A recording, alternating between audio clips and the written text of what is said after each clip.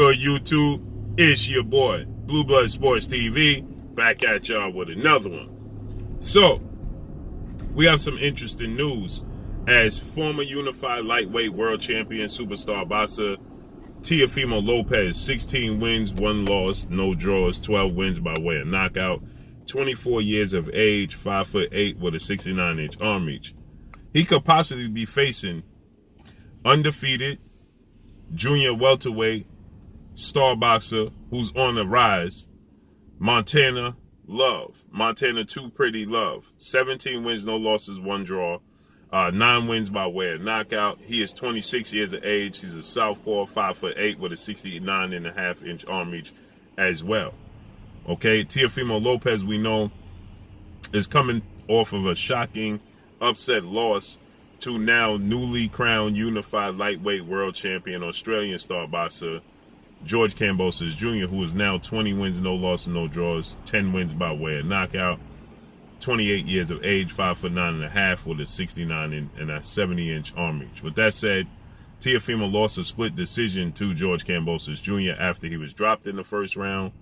There was a whole drawn-out saga between Kambosos and Teofimo Lopez leading up into the fight, but in the first round he was dropped. He got up. He was only looking for one punch.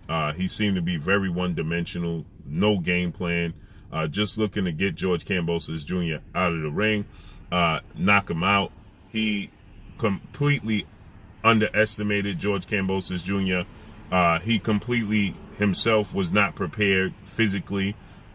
He stated that it was reported that he had suffered a major esophagus injury, which saw him not be able to compete to the level of his natural abilities.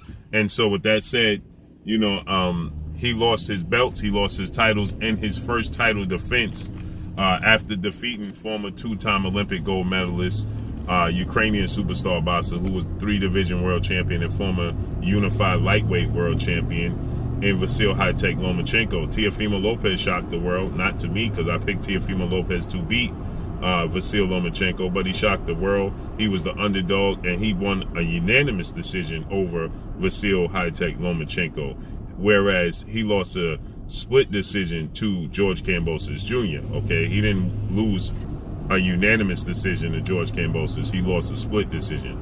So with that said, Teofimo Lopez, his father, trainer, and manager, Teofimo Lopez Sr., they stated that Teofimo Lopez struggled to make 135. He could no longer do it.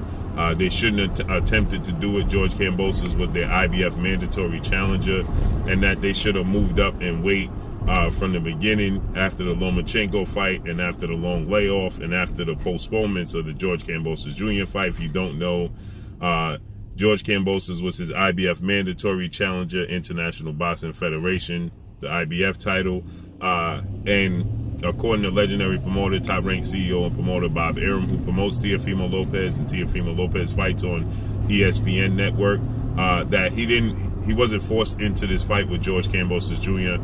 He chose to go into this fight with George Kambosos Jr. as Bob Arum stated that he felt George Kambosos and Teofimo Lopez, they colluded to get as much money as possible, not come to an agreement as the mandatory challenger, and let it go to a purse bid, which it did. It went to a purse bid.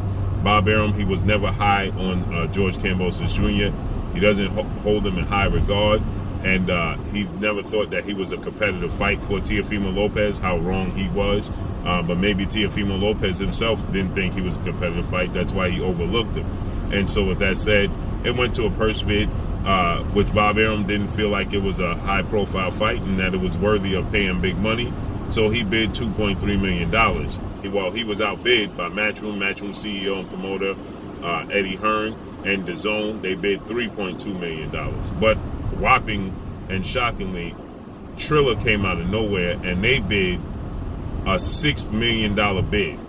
Blew everybody out the water as far as their purse offerings, right? But Triller, they dropped the ball. They're not, Matchroom and DAZN are in the sport of boxing. Triller is in the entertainment business. So Triller, you know, is new to the sport of boxing and trying to promote fights and things of that nature, right? And so with that said, the fight was initially scheduled to take place June 4th, I believe. June 5th in Miami, Florida at the Hard Rock Cafe. But what took place was unforeseen. Legendary retired Hall of Famer, iconic superstar boxer Floyd Money Mayweather decided to come back and do an exhibition bout with YouTube sensation Logan Paul, which saw them attempt to push the fight back, because that means they would have fought on Saturday. Teofimo Lopez, George Kambosos on Saturday, and Floyd Mayweather would have been fighting on Sunday in Miami as well. So that would have gave the people, it put the people in a position where they would have had to make a choice. Are they going to go and to the Floyd Mayweather fight, support Floyd Mayweather, or they're going to support Teofimo Lopez? Well, you have a YouTube sensation that's mega in Logan Paul, and then you have a Hall of Fame and an icon in Floyd Mayweather, who's the biggest draw in boxing history.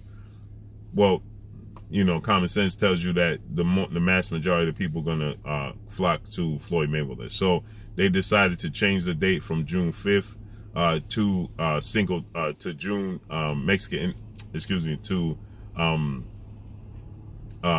Juneteenth weekend, the 19th, the weekend of the 19th, Juneteenth weekend.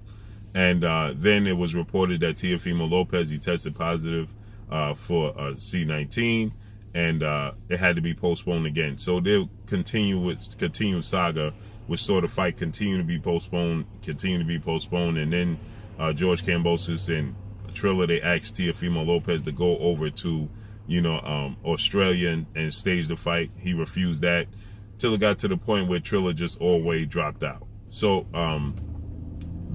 George Kambosos Jr., he stayed ready. He stayed focused. Teofimo Lopez reportedly gained weight. He had a problem making 135, and like his father said, they should have just done away with it altogether and moved up to junior welterweight 140, 5 pounds north, okay? And they took the fight anyway, and the rest is history. We know the outcome. He lost. So with that said, now obviously that fight was on DAZN because Triller fell out, and Eddie Hearn, and went to the next highest bidder, which was Eddie Hearn, MATCHROOM, and DAZN. So Eddie Hearn paid the purse for Teofimo Lopez and George Kambosos Jr. fight. And then now Eddie Hearn, he's willing to put up the big money for Teofimo Lopez debut at the junior welterweight division against Montana Too Pretty Love, okay, who in his last fight he missed weight, but nonetheless that was on the Devin Haney undercard. He missed weight, but he stated that he could easily make 140, and this would be a good fight, a welcoming fight for Teofimo Lopez. Montana Love is only 17 fights. It's not like he's a well-experienced junior welterweight, a world champion. So Teofimo Lopez is also coming off of what they say could have been career-threatening esophagus injury. So the fight Montana Too Pretty Love is somebody who is is not a massive draw. He's not a world champion. And it's a way for Teofimo Lopez to get his feet wet and get acclimated to the junior welterweight division. Now, obviously, prior to losing to George Kambosos Jr. and prior to losing his titles, he was campaigning to face off against undefeated, undisputed junior welterweight world champion, British superstar boxer Josh Taylor. He stated he wanted to have, 2 undisputed champions go at it. But Josh Taylor, he stated that Teofimo Lopez is not undisputed and Teofimo Lopez is unified, and he needed to go through undefeated WBC lightweight world champion superstar boxer Devin the Dream Haney, beat Devin Haney, officially become undisputed. And then Josh Taylor said that that's something that he would, consider. But Josh Taylor, he himself is looking to move up. He's looking to move up to the full welterweight limit and challenge and make himself the mandatory for undefeated 3-division world champion, former junior welterweight undisputed world champion, currently the WBO reigning welterweight world champion, superstar boxer Terrence Bud Crawford, who is widely considered by many to be the #1 best pound-for-pound fighter in the world. Okay, so Josh Taylor, he has a fight coming up February 26th against Jack Cottrell, who was his mandatory. Jack Cottrell took step-aside money so that Josh Taylor could fight Jose Ramirez for undisputed. So in his contract, he was not allowed to just vacate the belts and move up to welterweight. he had to give Jack Crutchell an opportunity to fight for the title since he agreed to take step aside money. So with that said, Josh Taylor is highly favored to beat Jack Crutchell, but nonetheless, Jack Crutchell is undefeated. It's not a walk in the park, but it's a homecoming fight for Josh Taylor. You know, it's a big fight, but I expect Josh Taylor to win. But once he wins, he's going to vacate all the belts. So that gives Teofimo Lopez the opportunity to fight Montana Love for the vacant junior welterweight title. Okay, and it's a, you know, it's meaningful fight at that point in time, but you're fighting somebody in Montana Love who's very slick, very fast, very athletic, very strong, but he's not a big puncher. Okay, Montana Love is only 9 knockouts in 17 fights, so he's not a big puncher, but he does possess knockout power, as we've seen him knock out, you know, some of his last few opponents. So he does have respective power. But this is an opportunity for, you know, Teofimo Lopez to, you know, get back on his feet. Now, we know Bob Arum, he wants Teofimo Lopez, when he goes up to 140, to face Jose Pedraza. That's who Bob Arum wants to see Teofimo Lopez face off against in his first fight at junior welterweight. And we know that Bob Arum, he is the, you know, the promoter, right? And he controls the outcome, what takes place next for Teofimo Lopez. But Teofimo Lopez and his father, you know, they're not they're not guys who just go quietly. They're going to let it be known what they want to do. They're not just going to be dictated and directed in what direction they go. So with that said, you know, they're not just going to let, you know, Bob Arum dictate who they fight, when they fight, and how they fight. Okay. And so with that said, Montana Love and Teofimo Lopez represents a big money fight, but nonetheless, that means that Bob Arum was going to have to do business with Eddie Hearn, Matchroom, and DAZN, and you know, that's not something Bob Arum likes to do. Okay, so you know, Bob Arum is going to be reluctant to do that, and he's going to want to tell Teofimo Lopez what direction to go in. He's going to tell him, you know, take the fight with Jose Pedraza. Now, Jose Pedraza, he has a fight coming up with Jose Ramirez, okay, which is interesting, February 5th. So he has to get past Jose Ramirez, which is a fight where Jose Ramirez is going to be the favorite. Jose Ramirez is the former unified welterweight world champion. You know, Jose Pedraza is 29 wins, 3 losses, no draws, 14 wins by way of knockout. He was knocked out himself. 32 years of age, 5'8" with a 70-inch arm reach.